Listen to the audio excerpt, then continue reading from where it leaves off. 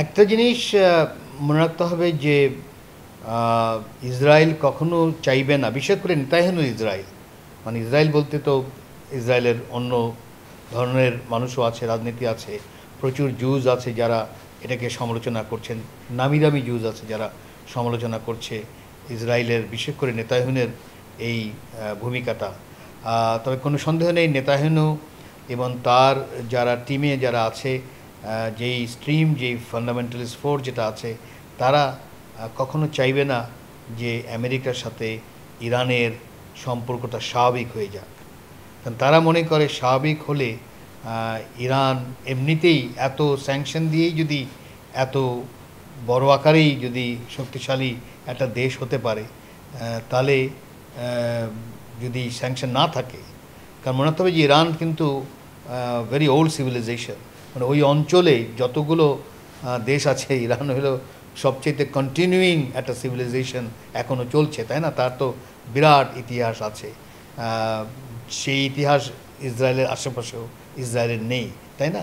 তো সেই জায়গায় তার একটা চেষ্টা থাকবে যে কোনোভাবেই যেন আমেরিকার সাথে ইরানের সম্পর্ক স্বাভাবিক না হয়।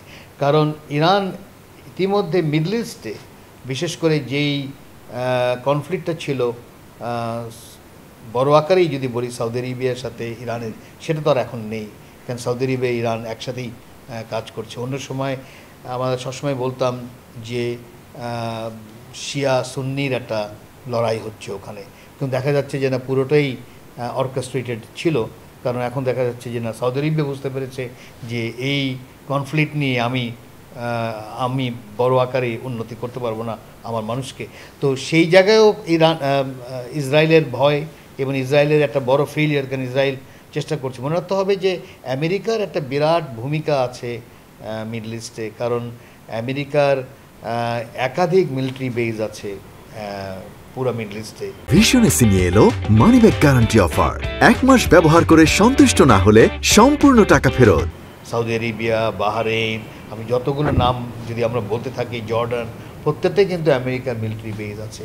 অন্য কথায় ওই দেশের এলিট যারা, তারা কিন্তু হাইলি মানে প্রো আমেরিকান বা আমেরিকার দিকে তাকিয়ে থাকে, তাদের ছেলেমেয়েরা আমেরিকাই থাকে। তো সেই জায়গায় একটা কিন্তু বড় সমস্যা হয়ে গেছে এই প্যালেস্তাইন সমাধানের। কারণ ওই রাষ্ট্রগুলো বলতে গেলে, রাষ্ট্র ক্ষমতায় যারা আছেন, তারা আমেরিকার কথাই সবসময় শুনে, কারণ তারা সুবিধা পেয়ে এসেছে, তাদের প্রোটেকশন দিয়েছে, তাদের অর্থ যে উপার্জন করেছে সেটাও রাখারও তার।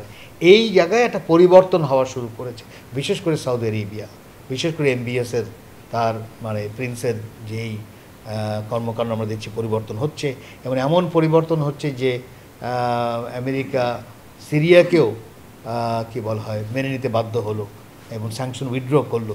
এই পরিবর্তনটা ইসরায়েল মনে করছে যে তার জন্য বড় একটা হুমকি। তো এখন এই কাঠামোটাকে যদি আমার পরিবর্তন করতে হয়, তাহলে ইরানের সাথে যদি আমি একটা যুদ্ধ চালিয়ে দেখি কতদিন যায়, দেখি কতদিন ইরান কিভাবে রিয়্যাক্ট করে।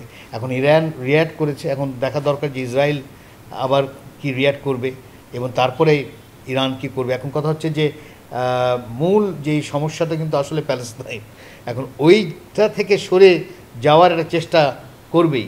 কারণ কোনো সন্দেহ নেই যে ইসরায়েলের যারা এখন ক্ষমতায় আছে, তাদের দিকে গ্লোবাল অ্যাটেনশন হলো যে তোমরা একটা জেনোসাইডের সাথে জড়িত। তো সেই জায়গায় যুদ্ধ চালিয়ে না যাওয়া আর কোনো উপায় আছে বলে আমার মনে হয় না।